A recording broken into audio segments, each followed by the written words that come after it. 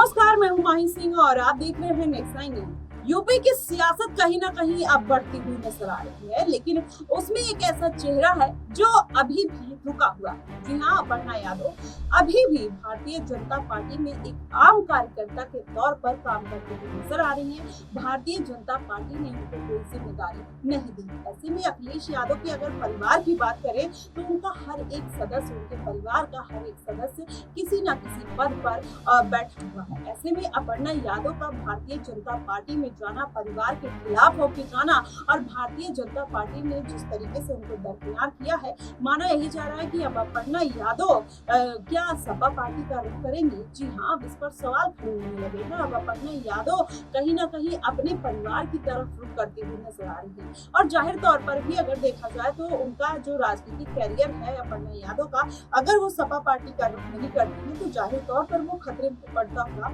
नजर आएगा। अगर ऐसा कुछ होता है तो अखिलेश यादव और शिवपाल यादव ये बिल्कुल नहीं चाहेंगे और यही कारण है कहीं ना कहीं वो अब अपर्णा यादव को अपने परिवार में आने के लिए एक तरीके से ऑफर देते हुए भी नजर आ रही हैं। Karhal seat, Bijnor seat, Mirzapur seat ऐसी कुछ सीटें हैं जहाँ पर सपा पार्टी अपना कैंडिडेट उतारना चाहती है। ऐसे में क्या कुछ कोई ऐसी सीट हो सकती है करहल या बिजनौर सीट जो अखिलेश यादव अपर्णा यादव को देना चाहते हैं। बात ये निकल कर आ रही थी कि करहल सीट से हो सकता है आने वाले दिनों में अपर्णा यादव चुनाव लड़ते हुए नजर आए। लेकिन क्या भारतीय जनता पार्टी इतनी आसानी से अपर्णा यादव को सपा में एंट्री करने देगी या फिर नहीं? लेकिन अगर पूरा समीकरण समझा जाए तो अपर्णा यादव हमेशा से ये बात नकारती हुई नजर आई थी कि वो अपने परिवार के किसी भी सदस्य के सामने चुनावी मैदान में नहीं उतरेंगी। शायद यही वजह होगी जो भारतीय जनता पार्टी अभी भी उनको एक मौके की तलाश में होगी और उसी का इंतजार करती हुई भारतीय जनता पार्टी नजर आ रही है कि अपर्णा यादव किस तरीके से उनको इस्तेमाल किया जाए। वैसे भी माना यही जा रहा है कि हो सकता है करहल सीट से अगर कोई मजबूत कैंडिडेट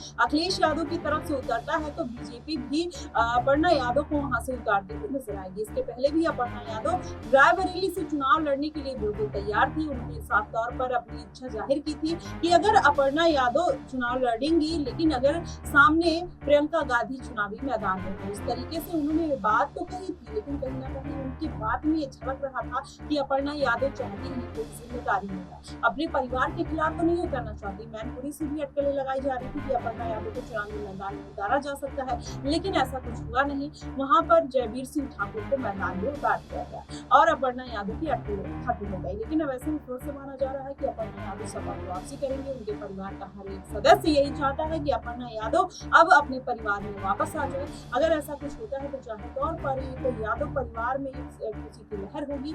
ऐसे में भारतीय जनता पार्टी का क्या रुख होगा? हो सकता है कि सपा में जाने से पहले भारतीय जनता पार्टी उनको बड़ी बड़ी जिम्मेदारी देते हुए नजर आए। क्या ये एक प्रेशर पॉलिटिक्स हो सकता है या फिर अपर्णा यादव वाकई में भारतीय जनता पार्टी में खुश है, वो अपने परिवार में नहीं जाना चाहती?